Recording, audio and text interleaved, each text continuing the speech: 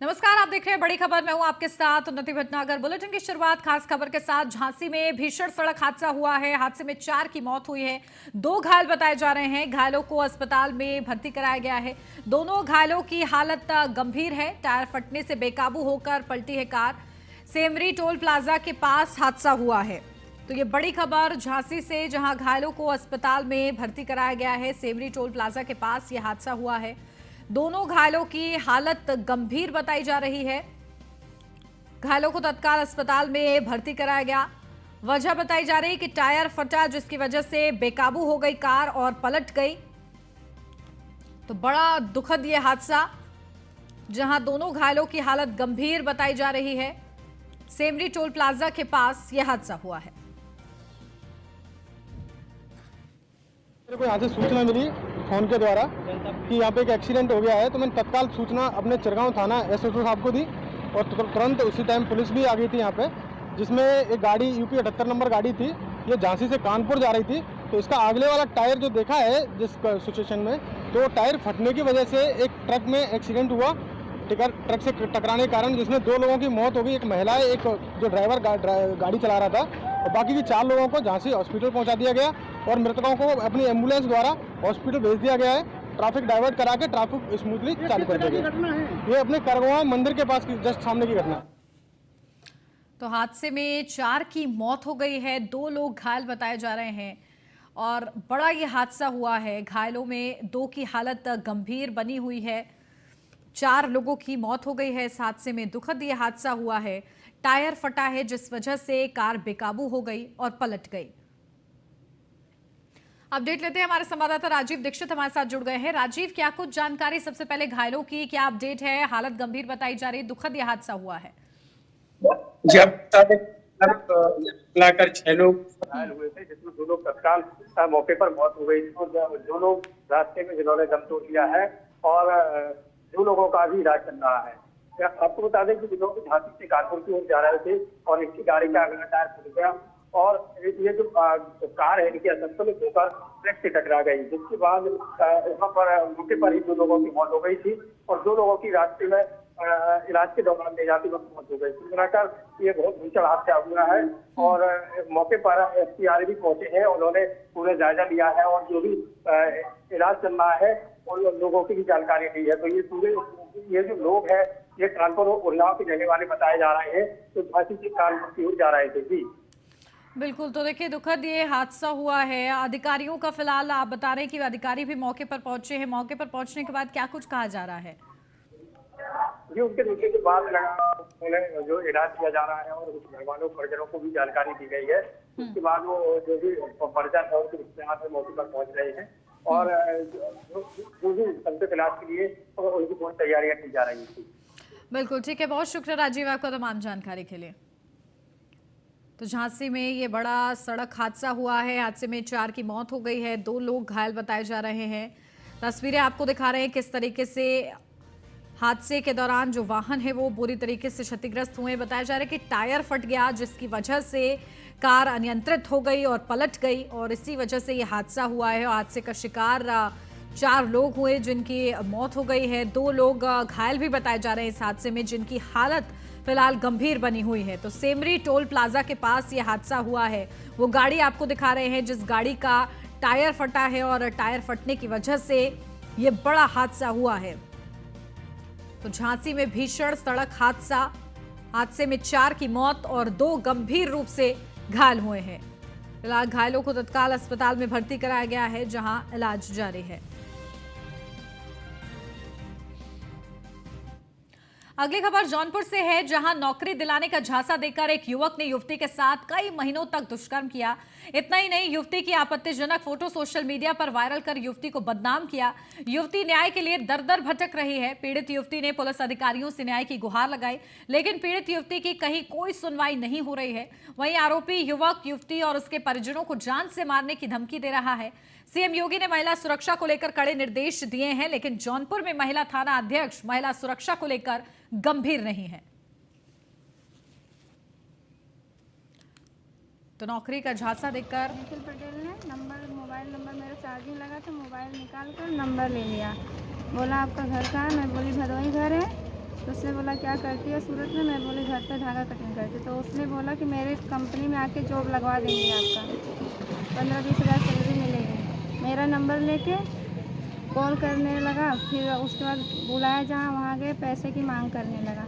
पैसे नहीं, बार बार दी, पैसा देना बंद कर दी। तो उसने मेरा मारने की धमकी दी। फिर उसके बाद वो होटल में बुलाया, नाश्ता करा, नाश्ते के साथ में नशीली दवा मिलाकर, फिर उसके बाद मेरा वीडियो फ़ोटो जो भी बनाया। फिर उसके बाद बोलता है नहीं मिलना है तो फिर नहीं जॉब करना है तुम्हें। मैं बोली करना है, लेकिन बार बार वही धमकी दे रहा था, मार देंगे तुम्हारे बच्चों को, तुम्हारे पति को, ऐसा है। अमरोहा से अब खबर, गौकशी के 3 आरोपियों पर एक्शन। पुलिस ने आरोपियों के मकानों को सील किया है। गैंगस्टर एक्ट के तहत 3 मकान सील किए गए हैं। सील किए गए मकान की कीमत 28 लाख रुपए है। हसनपुर पुलिस ने मुनादी कराकर कार्रवाई की है। आरोपियों पर गोवध अधिनियम के कई मामले दर्ज है।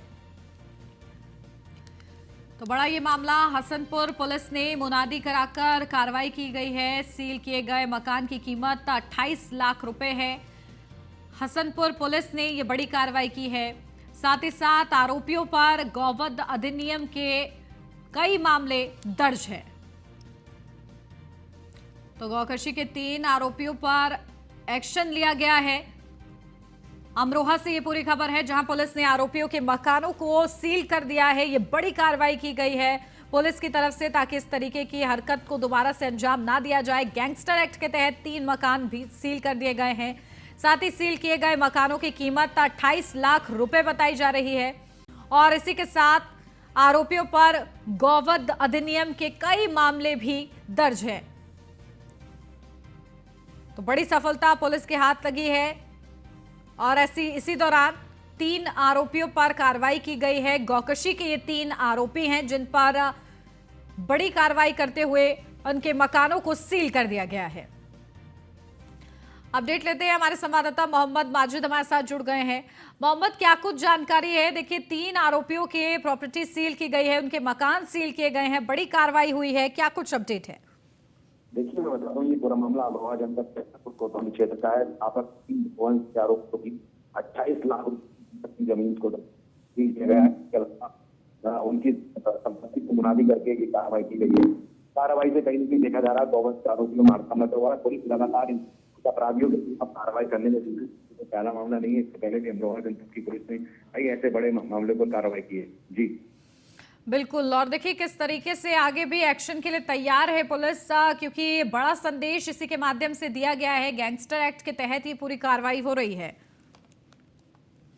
देखिए, अमरोहा जनपद पुलिस लगातार गैंगस्टर तहत जो कार्रवाई कर रही है, इन माफियाओं के खिलाफ लगातार एक्शन मूड दिख रही है। इससे पहले भी कई बड़े माफियाओं के खिलाफ अमरोहा पुलिस ने कार्रवाई की है। ठीक है मोहम्मद, बहुत शुक्रिया आपका तमाम जानकारी के लिए।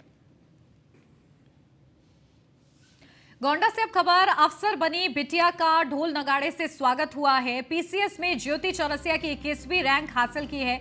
अफसर बिटिया पाकर परिवार वाले निहाल हुए हैं, जहां ढोल नगाड़े से मोहल्ले वालों ने बेटी का जोरदार स्वागत किया है। तो ये बड़ी अपडेट, अफसर बिटिया पाकर परिवार वाले बेहद ही ज्यादा खुश हैं। ढोल नगाड़ों के साथ मोहल्ले वालों ने बेटी का स्वागत किया है। और हो भी क्यों ना, बेटी ने बड़ा मुकाम हासिल किया है, जहां पीसीएस में ज्योति चौरसिया की 21वीं रैंक आई है, जो कि एक बड़ी बात है। और इसी के चलते परिवार वालों में खुशी की लहर है। उन्होंने बिटिया का जोरदार स्वागत किया है। साथ ही साथ आसपास के भी जो लोग हैं वो भी बेहद ही ज्यादा खुश नजर आ रहे हैं। और मोहल्ले में ढोल नगाड़ों के साथ बेटी का स्वागत किया गया है। तो अफसर बनी बिटिया का ढोल नगाड़ों के साथ स्वागत। गोंडा से ये बड़ी अपडेट। हाथरस से अब खबर, तेज रफ्तार का कहर, जहां तेज रफ्तार ट्रैक्टर ने 3 लोगों को रौंदा है। ट्रैक्टर चढ़ने से एक की मौत हो गई है, 2 लोग घायल हैं।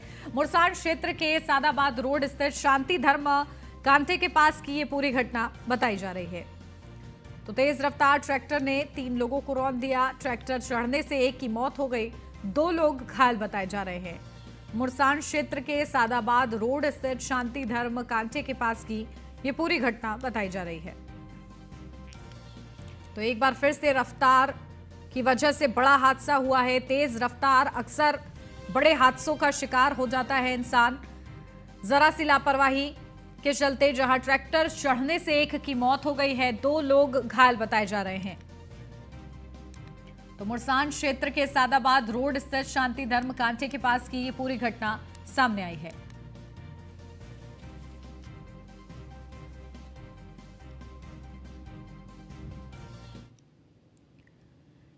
झांसी दौरे पर पहुंचे डिप्टी सीएम केशव प्रसाद मौर्य ने बड़ा बयान दिया है। उन्होंने कहा है कि 2047 तक प्रधानमंत्री पद की कोई वैकेंसी नहीं है।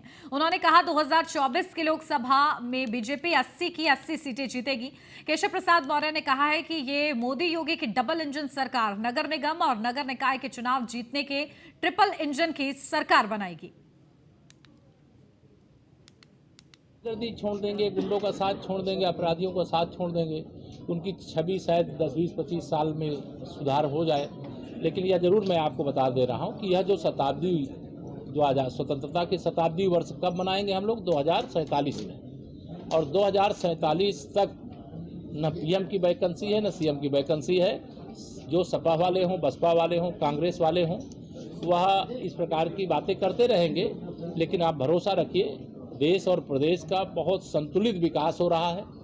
जिन लोगों को लूट करके लोगों ने तिजोरियां भरी थी, भ्रष्टाचार पर प्रहार हो रहा है। और जब यह सारे लोगों के खिलाफ भ्रष्टाचार की जांच होती है तो ये देश की सर्वोच्च अदालत में चले गए कई दल मिल करके वहाँ की ये सरकार हमारे साथ जाति कर रही है, तो देश की सर्वोच्च अदालत ने भी कहा कानून से बड़ा कोई।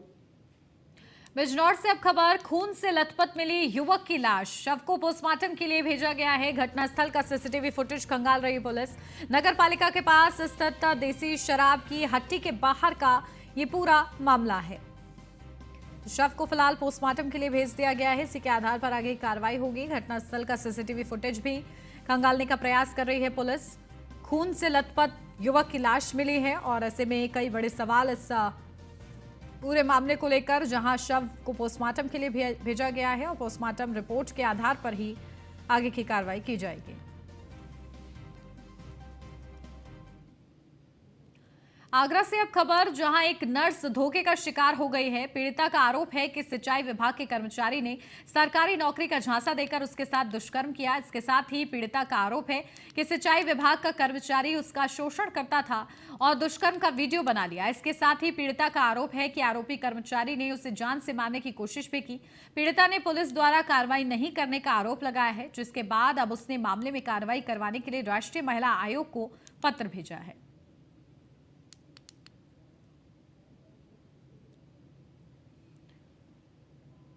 तो सिंचाई विभाग के कर्मचारी पर आरोप लगाया है महिला ने, जहां सरकारी नौकरी का झांसा देते हुए उसके साथ दुष्कर्म किया गया और दुष्कर्म का वीडियो भी बना लिया गया, जिसके चलते अब महिला न्याय की गुहार लगा रही है।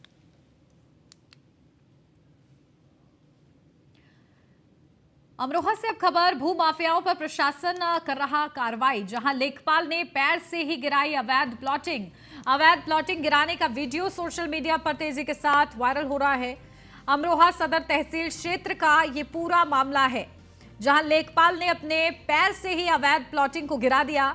अवैध प्लॉटिंग गिराने का जो ये वीडियो है तेजी के साथ सोशल मीडिया पर वायरल हो रहा है। अमरोहा सदर तहसील क्षेत्र का ये पूरा मामला है।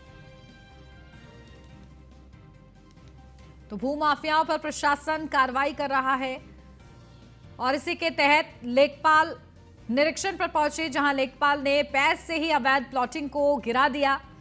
अवैध प्लॉटिंग गिराने का वीडियो भी सोशल मीडिया पर वायरल है। अमरोहा सदर तहसील क्षेत्र का यह पूरा मामला है।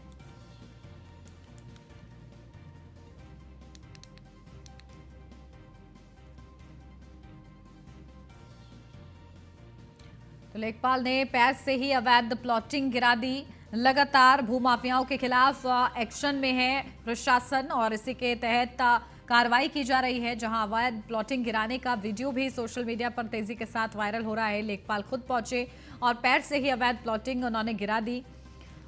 लगातार भूमाफिया प्रशासन के शिकंजे पर है और ऐसे में एक एक कर कार्रवाई की जा रही है। लेखपाल जब पहुंचे मौके पर तो अवैध प्लॉटिंग को उन्होंने पैर से ही गिरा दिया।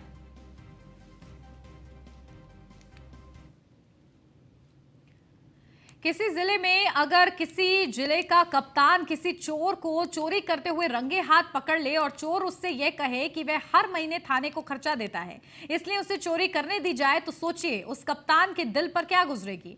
आप सोच रहे होंगे ऐसा उदाहरण भला दे ही क्यों रहे हैं हम लोग, लेकिन जब आप पूरी बात जानेंगे तो आप हमारी बात से सहमत भी हो जाएंगे और ये मानेंगे कि तैयार हो जाएंगे कि चोर चोरी करने के लिए थानेदार को खर्चा भी दे सकता है। कि अगर किसी जिले का कप्तान किसी थाना क्षेत्र में दौरा करे और वहां किसी चोर को वो रंगे हाथों चोरी करते हुए पकड़ ले, और जब वो चोर से सवाल करे कि तुमने चोरी क्यों की है, तो चोर भी सीना चौड़ा करके कहे कि हम तो थानेदार को खर्चा देते हैं, लिहाजा हमारा अधिकार है चोरी करने का। आप सोच रहे होंगे ये हम कहानी आपको क्यों सुना रहे हैं या ये उदाहरण आपको क्यों दे रहे हैं। दरअसल आप ये खबर देखिए और इस खबर के बाद आपको अंदाजा हो जाएगा कि एक चोर थानेदार को खर्चा भी दे सकता है और थानेदार चोर को चोरी करने की खुली छूट भी दे सकता है। मामला उत्तर प्रदेश के परिवहन विभाग से जुड़ा हुआ है। 2 दिन पहले उत्तर प्रदेश के परिवहन मंत्री दयाशंकर सिंह पूर्वांचल के किसी जिले से लखनऊ आ रहे थे। सुबह वो जब अयोध्या हाईवे पे निकले तो उन्होंने देखा कि ओवरलोड ट्रकों का काफिला सड़क पर खुलेआम चल रहा है। मंत्री जी इससे रहा नहीं गया और उन्होंने ट्रक के काफिलों को रुकवाया। उनमें से एक ट्रक ड्राइवर ने जो जवाब दिया उसे सुनकर परिवहन मंत्री सख्ते में आ गए। ड्राइवर ने परिवहन मंत्री से कहा कि मैं ओवरलोड ट्रक यूं ही नहीं ले जा रहा, हर महीने अफसरों को खर्चा देता हूं। यह सुनने के बाद यूपी के परिवहन मंत्री आश्चर्यचकित रह गए। मौके पर तमाम जिम्मेदार अफसरों को तलब किया गया और जांच के दौरान 28 ट्रकों में ओवरलोडिंग की पुष्टि हुई, जिसके बाद इन ट्रकों पर 18 लाख रुपए का जुर्माना लगाया गया। जो इनके माननीय मंत्री जी हैं, परिवहन, जब आपने सवाल खड़ा किया पूरे उत्तर प्रदेश में, चाहे आप बुंदेलखंड से देख लीजिए और पूरा आगरा से लेकर के सोनभद्र, मिर्जापुर, जौनपुर और अयोध्या, पूरी जगह अवैध खनन बड़े पैमाने पर हो रहा है।